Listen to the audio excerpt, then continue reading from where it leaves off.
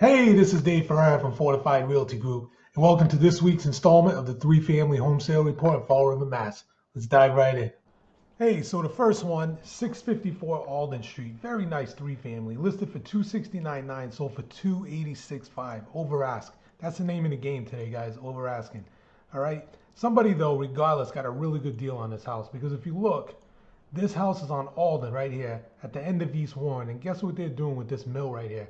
This is all getting redone to like market rate housing. If I'm not mistaken, that's the one. So somebody got a really good deal there because that building's gonna have some really good value pretty soon. Next one up, 189 McGowan Street. This one was a mess.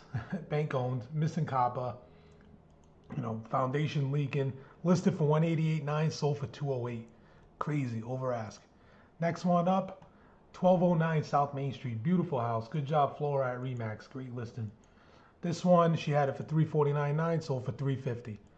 Really, really good. 350,000. That's amazing to see that in Fall River. And the last one in this week's list, 83 Gagnon Street. This one sold for 275, three family on the east side, two-car garage.